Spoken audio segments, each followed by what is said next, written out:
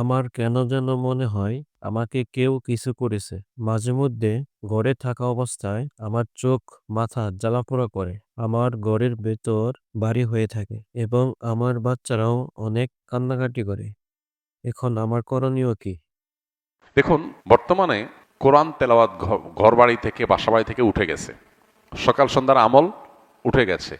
Music আমরা চাইলেও ইচ্ছাকৃত অনেকে শুনে, আর অনেকে ইচ্ছাকৃত শুনে না, ইচ্ছা ছাড়া শুনে। মোবাইল ফোনের রিংটোনে শুনে, রাস্তাঘাটে শুনে।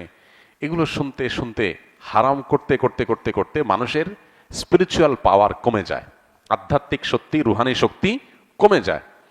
এর ফলশ্রুতিতে শয়তানের উপদ্রব, জিন্নাতের উপদ্রব এগুলো অনেক বেশি বেড়ে যায়। তখন মানুষ নিজেকে আর সঠিক পথে আনতে পারে না, অসুস্থ থাকে। তো এই সমস্যাগুলো এখন ঘরে ঘরে। এই জন্য এক নম্বরে প্রয়োজন হলো তাওয়ায়ে নাসুহা, সকল গুনাহ থেকে বেঁচে থাকা। বাসাবাড়িকে ছবি, প্রাণীর ছবি, ভাস্কর্য, মূর্তি এগুলো থেকে পরিচ্ছন্ন করা। মিউজিক যাতে এক সেকেন্ডের জন্য বাঁচতে না পারে সেই ব্যবস্থা করা।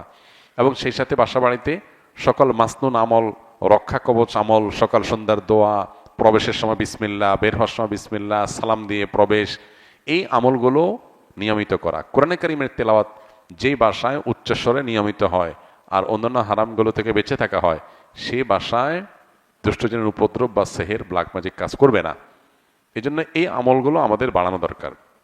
পাশাপাশি এ জাতীয় সমস্যা যদি আমার মনে হয় যে এটা আসলে জিন্নাতের কোনো সমস্যা, সেহেরের কোনো সমস্যা, তাহলে সেক্ষেত্রে ভালো কোনো রাকির পরামর্শ নিতে হবে। তারা পরামর্শ দিতে পারবে আপনাকে, এবং তারা যে রুকিয়া দিবে, ঝাড়ফুঁক দিবে, সেটা অনুযায়ী নিজে নিজে সেলফ রুকিয়া করতে পারেন বা রাকির মাধ্যমে আপনি ঝাড়ফুঁক করাতে পারেন।